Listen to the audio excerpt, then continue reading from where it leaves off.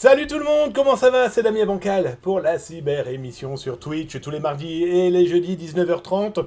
Partie 2 du petit récap du mois de juillet dédié à la cybercriminalité. Tout ce que j'ai pu vous trouver au mois de juillet et au mois d'août, eh bien vous avez plusieurs parties. Alors n'hésitez pas à follow la chaîne sur Twitch, ça c'est pour les lives, 19h30 le mardi et le jeudi. Mais les rediffs, c'est sur YouTube, c'est aussi sur TikTok. Alors n'hésitez pas à follow la chaîne, un petit cœur, un petit pouce, et vous êtes bienvenus chez moi. Mais je suis bienvenu chez vous, et merci de m'inviter les amis. Allez, ce numéro 2, c'est les actualités du mois de juillet cybercriminalité. Ah, des petites choses que j'ai pu vous dégoter. Alors le numéro 1, c'était autour de l'intelligence artificielle. Là, vous allez voir, hein, on est clairement dans du cybercrime, dans ce qui arrive dans les prochaines actualités. Mais mon Dieu, c'était bien quand ils étaient en vacances, les pirates. Mais vous allez très vite vous rendre compte mais qu'ils n'ont pas pris de vacances. Alors, dans les premières actualités de ce mois de juillet, de ce récapitulatif du mois de juillet 2024, eh bien, un pirate informatique a diffusé sur plusieurs forums, dont le fameux, alors je dis fameux parce que moi je trouve ça fumeux, surtout, Brightshield, pour pas le citer, le Red Forum 456, ce que tu veux en tout cas, c'est la lie de l'internet et c'est surtout le sommet d'un iceberg. Grosso modo, ce qui est là-haut, ça fait quelques temps, voire dans certains cas quelques mois, que c'est dans les mains, dans le dark web de pirates informatiques, et qui ont pu revendre les données, les échanger, les partager, bref, et ça finit dans ce genre de forum. Bref, ça, c'est une autre histoire, c'est plutôt à nos autorités de travailler sur le sujet, même si on a pu collecter des données à droite à gauche sur qui potentiellement pourrait se cacher derrière, ou en tout cas les instigateurs. Alors, influenceurs Twitter, ou LinkedIn, ou ce que tu veux, ou alors clairement des cybercriminels, ben oui, il y a eu des fuites de données de plusieurs bases de données. Alors, Red Forum, ça fait quelques temps, les Brightshield 1, 2, 3 aussi. Les derniers qui se sont montés aussi, il y a eu des fuites de données, c'est toujours intéressant de corroborer les informations qui peuvent être dans ces bases de données. Alors, il y a beaucoup de chercheurs, beaucoup de gens qui se disent je me fais des petits frissons à aller sur ce genre de choses. Ouais, super. Mais la problématique, qu'on le veuille ou non, sur ce genre de forum, des pirates informatiques diffusent ou commercialisent des données, des bases de données. Eh bien, avec les données de gens qui n'ont rien demandé, leurs informations personnelles, privées, voire même très sensibles. Comme je dis souvent, et ça fait quelques années que je le dis, je suis persuadé que ces pirates informatiques vont diffuser ou ont diffusé des données de leurs parents ou de leurs grands-parents et ne le savent même pas. Toujours est-il que, eh bien, cet été, là, au mois de juillet, nous avons un pirate informatique, comme vous pouvez le voir, et vous pouvez le lire sur zatas.com. Ces pirates informatiques ont d'abord annoncé commercialiser eh des bases de données appartenant à des sociétés comme Noroto, Feu Vert, Iron, j'ai quoi encore, Corse GSM, Nika Mobile, LDLC, Sport 2000, SFR, etc., etc. Donc, à cette époque-là, beaucoup de gens disaient oui, c'est du fake, c'est de la fausse information, c'est du blabla. Effectivement, à ce niveau-là, c'est du blabla. Il n'y a pas photo. Sauf que vous allez le voir, et ça sera très certainement dans le numéro 3 des récaps des actus cyber de l'été. Donc là, vous êtes dans l'émission 2, donc l'émission 3. Vous allez très vite vous rendre compte que malheureusement, ce n'était pas du blabla, en tout cas si ce n'est pas ces pirates-là, ce sont d'autres pirates qui effectivement ont eu la main sur ces bases de données affichées et qui ont été diffusées d'abord dans le dark web, et dans certains cas, malheureusement, sur Brightshield. Toujours est-il que c'est beaucoup d'informations, de français, de francophones, d'européens, ou tout simplement d'internautes de la planète, qui se sont retrouvés dans les mains de ces malveillants. Certains ont été arrêtés, ça on l'a su. Le problème, c'est que c'est maintenant dans les mains aussi d'autres pirates informatiques qui attendent peut-être leur heure, qui attendent peut-être le bon moment pour les exploiter. Je parle d'un numéro de téléphone, je parle d'une adresse mail, bref, pour pouvoir continuer des nuisibilités. J'ai médiaté un petit peu trop en avance. Bref, prudence, si vous avez été dans l'une de ces boutiques, je vais être très honnête avec vous, changez vos mots de passe, regardez ce que vous avez pu fournir, et peut-être qu'à un moment ou un autre, il va falloir intervenir parce que des pirates vont tenter de les utiliser, si ce n'est pas déjà fait. Actualité aussi, on a eu une information qui était malheureusement aussi, encore une fois, très intéressante en ce mois de juillet 2024. Là, ça concerne plus facilement les Américains, en tout cas l'Amérique du Nord. Sauf que on a des francophones, européens, français, ou canadiens, ou belges, ou luxembourgeois, bref, qui ont été membres, qui ont été clients de la société ITT C'est grosso modo le Orange, le Wanadoo, le Free, le SFR, bref, américain, à l'échelle bien sûr de l'oncle Sam. Et donc du coup AT&T a bien confirmé qu'il y avait eu un téléchargement illicite, illégal, malveillant, et bien de données, d'appels téléphoniques et de messages texto.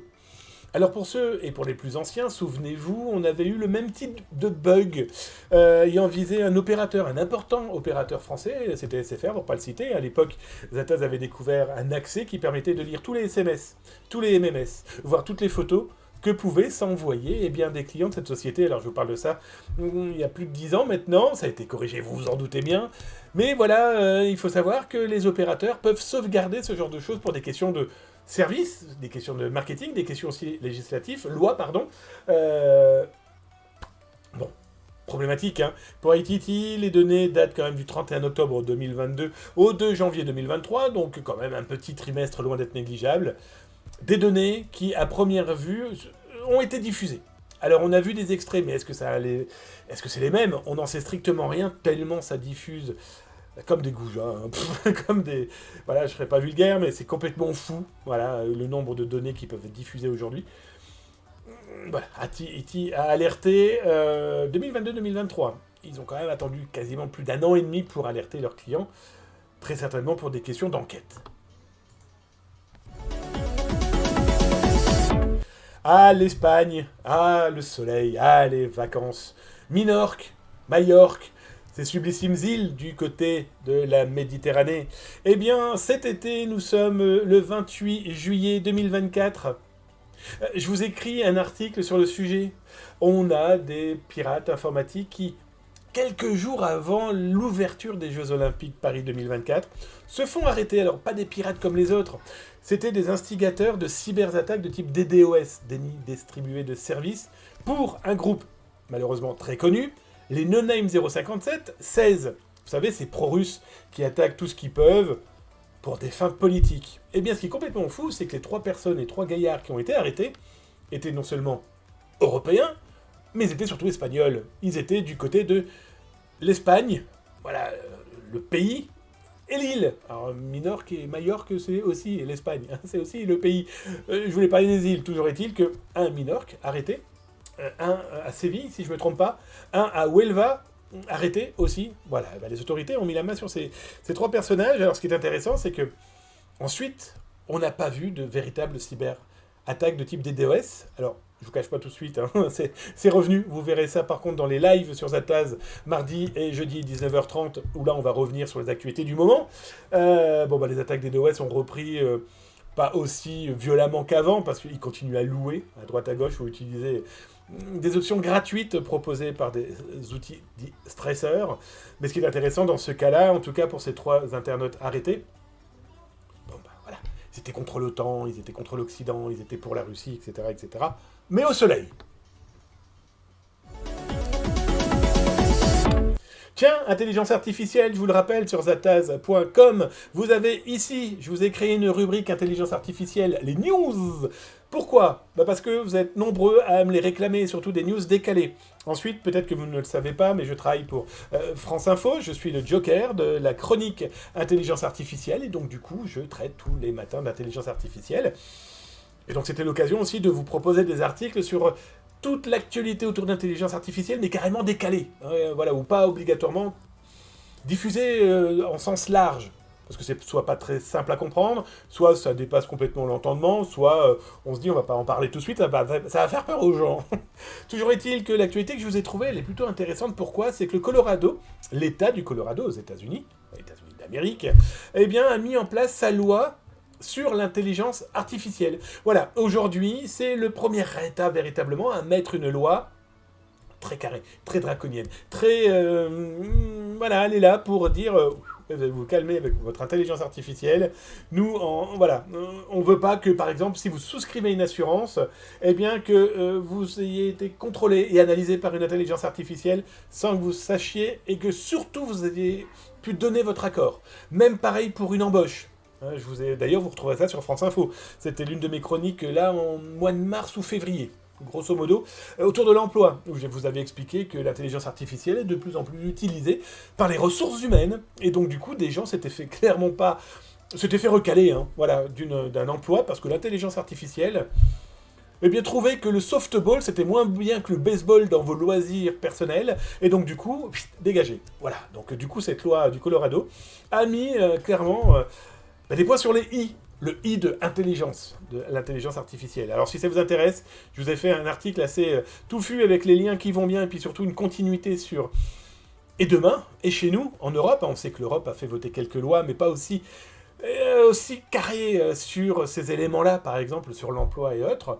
Bref, je vous laisse aller jeter votre œil. Et puis d'ailleurs, tiens, dans les commentaires, dites-moi, et vous, l'intelligence artificielle, d'abord, est-ce que vous vous en servez? Si oui, vous en servez comment? Et surtout, est-ce qu'elle vous fait peur, cette intelligence artificielle? Ah, mais qu'est-ce que c'est que ça? La base de données d'Amélie, l'assurance maladie, de retour sur Internet? Alors, je vous ai écrit un article, on est mi-juillet, avant le 14 juillet d'ailleurs, à la fête nationale française. Qu'est-ce qui se passe? Je vois des gens s'énerver dans le dark web en expliquant on a la base de données Amélie, on vous la vend. Alors, je ne vais pas vous refaire tout l'historique de cette histoire, de cette base de données d'Amélie qui aurait fuité, qui aurait été volée, qui aurait été piratée et que personne n'a jamais vue. Et là, on a des gars qui ressortent d'on ne sait trop où et qui vous disent, eh bien voilà, nous, on a des données et on souhaiterait les vendre. Alors, je ne sais pas pourquoi ça ne s'affiche pas l'image, je corrigerai ça, c'est promis, dès que j'ai fini cette rediff des récaps des actualités cyber du mois de juillet 2024. Il y aura 3 ou 4 mois de juillet et il y aura 3 ou 4 mois d'août. Ça vous permet d'avoir toute la rediff et le récap des cyber-malveillances que j'ai pu détecter. Je vous rappelle, hein, Syinformatie a déjà commencé à se cybersécuriser et alerter les autres, c'est clairement les sauver. Et donc dans ce cas-là, plusieurs pirates, parce que j'ai vu plusieurs petites annonces différentes, dont un qui a diffusé un échantillon qui me paraissait bancal, je vais être très honnête avec vous. Bon, ils annoncent 50 millions de personnes dans leur base de données. Bien sûr, c'est à vendre. Alors moi, la seule chose qui me rassure, c'est que je me dis que tant qu'ils ces escrocs se tapent dessus, hein, ils se volent entre eux, ça ne me dérange pas. Par contre, j'espère juste que ces données n'existent véritablement pas, parce qu'à un moment ou à un autre, elles vont sortir. Bon, à suivre. Alors cet été, on a eu les Jeux Olympiques, sublissimes Jeux Olympiques. Alors, pour la petite histoire, moi j'ai eu la chance de pouvoir aller au handball et au basket, mais quelle ambiance de fou, les amis, complètement dingue. La billetterie était complètement dingue aussi. Alors, je parle pas des prix. Nous, on a eu des places à 24 balles, par exemple. On a vu des places beaucoup plus chères. On a fait une finale, c'était plus cher que 24 €, mais c'est comme si j'allais voir un concert. Voilà, peu importe. Mais la billetterie était complètement dingue. Par exemple, dans votre téléphone, vous aviez donc le billet. On vous le donnait pas tout de suite, le billet. Le billet, il apparaissait quelques heures avant la compétition adéquate. Et surtout, c'était un QR code qui était vivant, on va dire. Bref, la copie était beaucoup plus compliquée. Toujours est-il que... Et pourquoi je voulais vous en parler, c'est que les billetteries ont clairement été une cible, et sont toujours une cible pour les pirates informatiques. Et il y a eu pas mal d'alertes. Là, je vous montre par exemple des alertes qui ont été diffusées par des théâtres, par des cinémas, par des salles de concert, qui ont fait partie d'une fuite de données à l'un de leurs prestataires de services à première vue. Toujours est-il qu'ils ont alerté, voilà, les données, vos données, vous, utilisateurs, clients, eh bien, nom, prénom, adresse mail, numéro de téléphone, adresse postale, sont dans les mains de pirates informatiques, très certainement.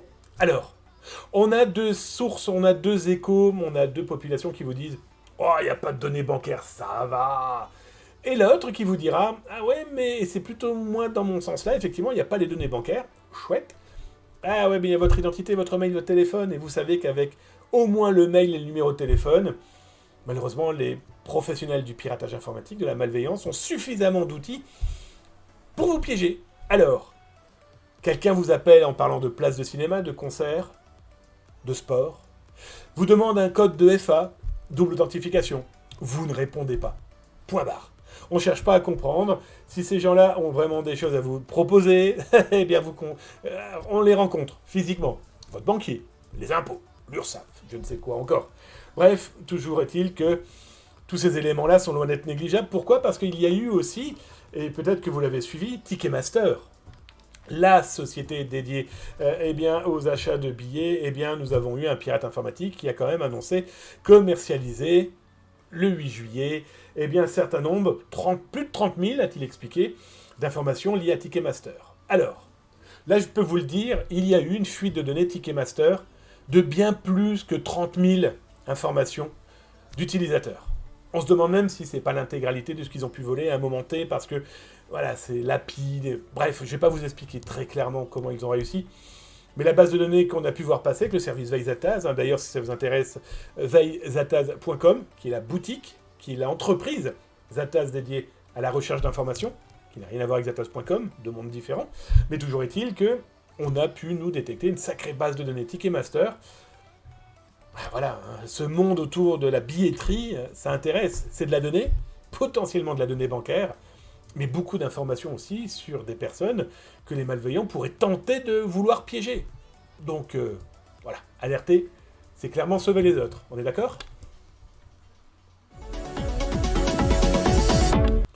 Je vous parlais là il y a quelques minutes. Là, revenez. Ouais, je fais bien le remonter de vidéo, pas du tout. Toujours est-il que je vous ai parlé de fuite de données. Je vous ai expliqué que des entreprises avaient été mises en pâture.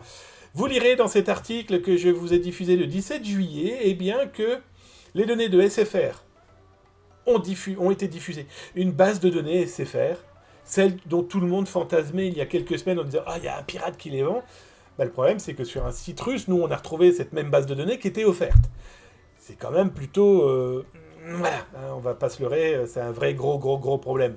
Alors, dans les données, toujours même principe, on a d'autres pirates informatiques qui annoncent tout de go avoir la possibilité d'accéder aux pages d'administration, en tout cas les panels, pas le panel, c'est les raquettes ou le bateau. Non, la partie admin, eh bien, de certains opérateurs de téléphonie. Alors, pas directement, on se doute bien. Ils parlent de SFR, ils parlent de Free, ils parlent de ce qu'ils veulent, en fait. Non, par contre, c'est pas impossible que ça soit un partenaire. Je sais pas, moi, un opérateur partenaire qui permet à ses employés d'accéder au panel administratif, qui permet d'avoir les noms, les prénoms, les IBAN, parce que certains expliquent très clairement être capables d'accéder aux noms, aux téléphones, etc., etc. Un autre élément que j'ai trouvé malheureusement très intéressant, vous ne connaissez peut-être pas, et d'ailleurs je ne pense pas que vous connaissiez ce site internet et cette entreprise, Codex Global. C'est qui, c'est quoi ?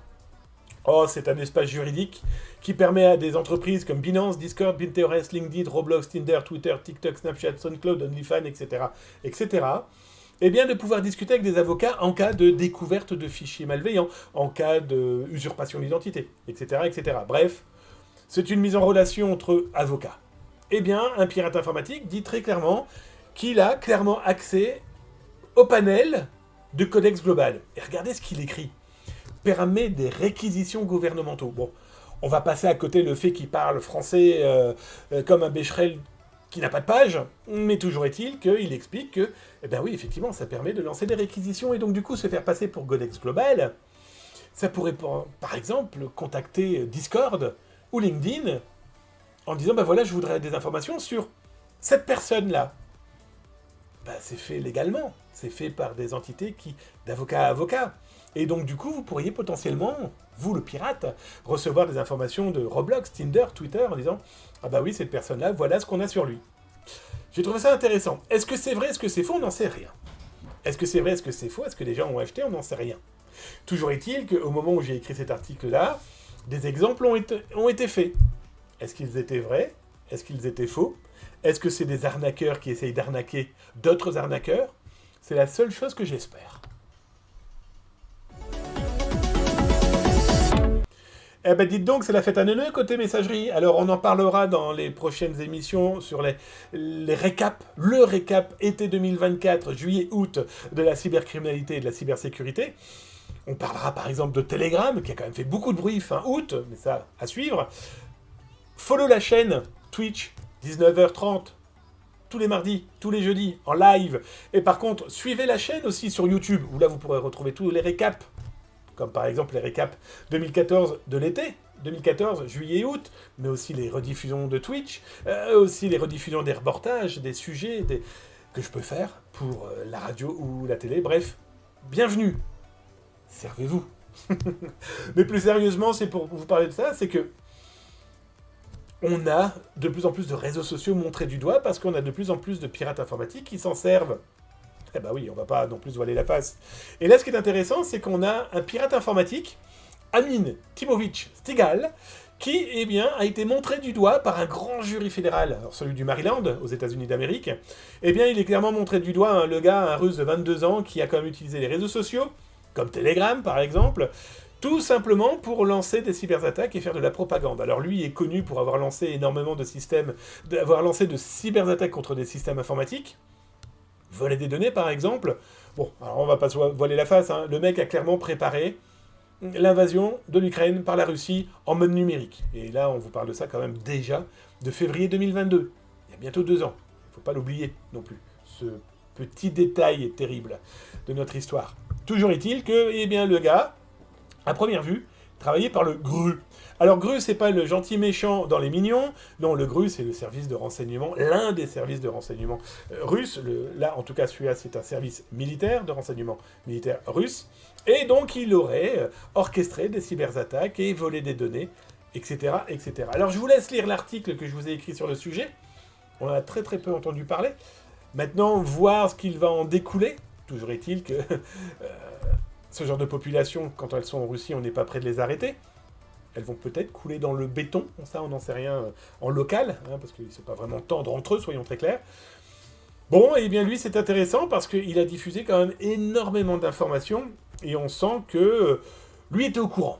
Voilà, il était au courant, on ne sait pas trop de quoi, mais il a fait partie de ces gens que Zataz suivait avant février 2022. Je vous laisserai relire ça sur Zataz ou dans les rediffusions YouTube ou TikTok.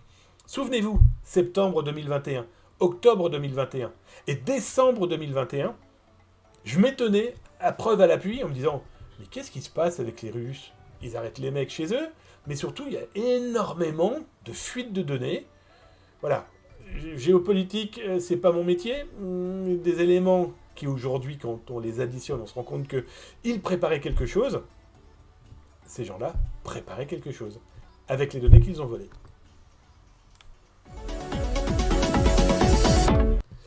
Un pirate informatique d'Odessa. Tiens, on va faire un petit jeu. Je vous offre un bouquin, je vous en parle après. Je vous offre un bouquin si vous me dites, c'est où Odessa, bande de petits canailloux. Là, dans le descriptif. Allez, et je tirerai au sort tous ceux qui ont la bonne réponse. Le bouquin, c'est simple, je vous en parlerai là. Bah tiens, je peux même vous en parler là maintenant. Je sors avec Que choisir un... Je vais dire un monstre. Le mec est complètement fou. Non, 312 pages dédiées à l'Internet. Mais comment ça marche ? Les bons outils à utiliser, le vocabulaire. Alors, on sera plus là pour vos grands-parents, vos parents, peut-être votre petit frère ou votre petite sœur. Toujours est-il, c'est pour simplifier quelque chose que le marketing a rendu compliqué. Que ce soit le marketing de la cyber, le marketing des ordinateurs, le marketing du jeu vidéo. Voilà, simplifions pour que ceux qui n'ont pas du tout la connaissance du sujet, mais qui sont obligés de vivre avec ce sujet, qu'est l'informatique. Bref, c'est chez Que choisir. Voilà. Eh bien, je vous l'offre, d'accord ? C'est où Odessa ? Mettez-moi ça dans le descriptif, les amis. Toujours est-il que les services de sécurité ukrainiens, le SBU, a arrêté un pirate, une bande, que dis-je, de pirates informatiques. Eh bien, tout simplement, le gars, 36 ans, et ses copains, ils avaient développé un virus informatique qui faisait quoi ? Oh, rien. Son virus, son code malveillant, piquait tout l'argent qu'il trouvait dans les ordinateurs qu'il avait pu infiltrer. Bon, ce qui est complètement fou, c'est que là, on estime, pas moi, mais les autorités, en tout cas ukrainiennes, bon, c'est plusieurs milliers de personnes qui se sont retrouvées avec leur argent envolé. Alors, ce qui est intéressant, voilà, hein, pour les autorités, c'est qu'il faut savoir qu'ils passaient par Telegram. Suivez les prochaines émissions, on va peut-être même faire un bon gros morceau autour de Telegram pour expliquer pourquoi les autorités de beaucoup de pays montrent Telegram comme un véritable problème. Toujours est-il que ce pirate informatique vendait ses codes malveillants 1500 $ par virus. Voilà. Il semblerait qu'il se soit fait un petit peu de sous. Vous verrez la vidéo que j'ai mise sur Zataz. Quand les autorités ont débarqué chez lui, ils ont saisi quelques voitures. Moi, je comprends toujours pas les gens qui ont plein de voitures. Tu peux rouler qu'avec une seule ? Bon, après, on va me dire oui, mais ça permet d'avoir... Ok, bah écoute, tu fais ce que tu veux. Toujours est-il que lui, direction la prison.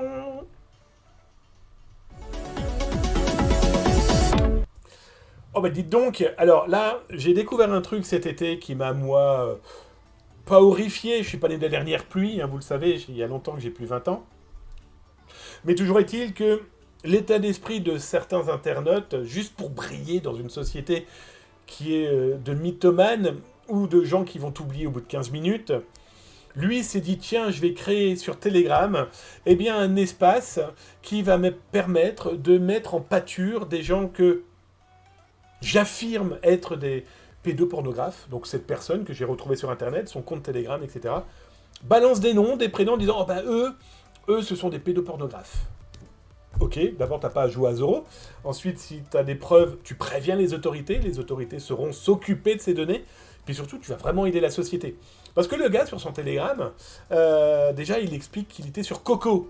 Vous vous souvenez, ce forum arrêté par la gendarmerie nationale. D'ailleurs, vous retrouverez un gros sujet sur Coco sur YouTube. N'hésitez pas à aller le regarder.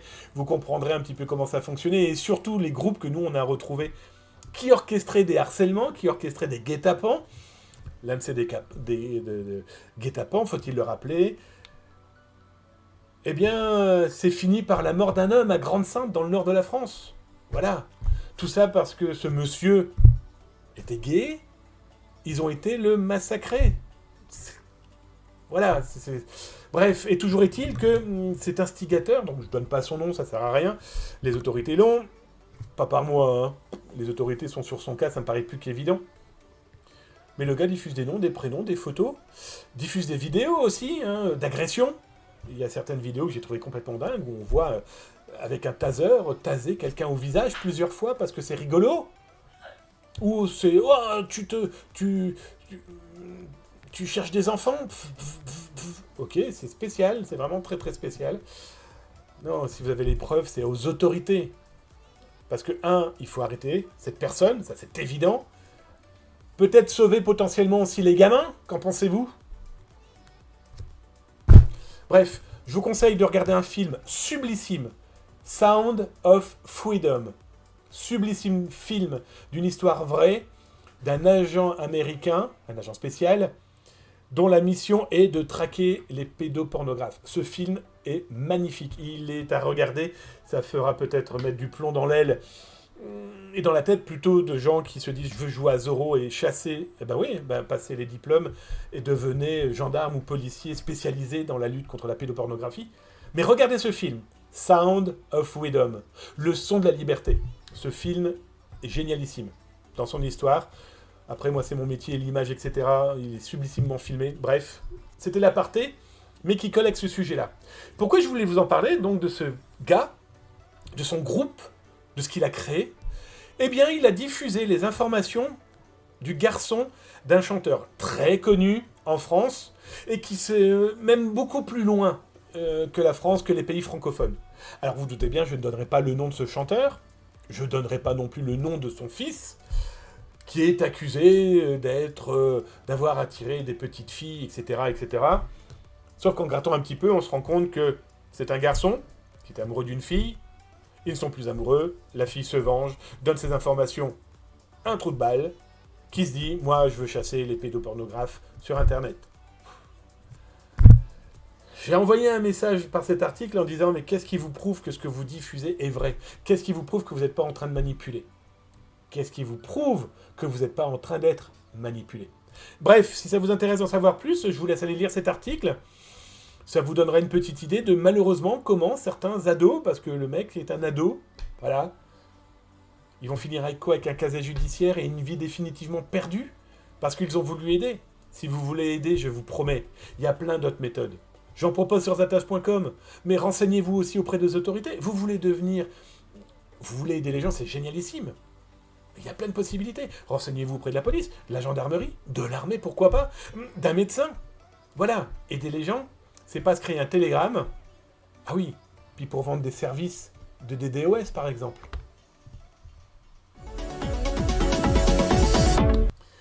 Eh ben dites donc aussi, cet été, j'ai détecté et j'ai alerté le plus rapidement possible, mais je vous cache pas qu'au mois de juillet, alerter des entreprises en France, surtout en France, dès qu'il y a un pont, des congés, alerter une entreprise, c'est comme pisser dans un violon.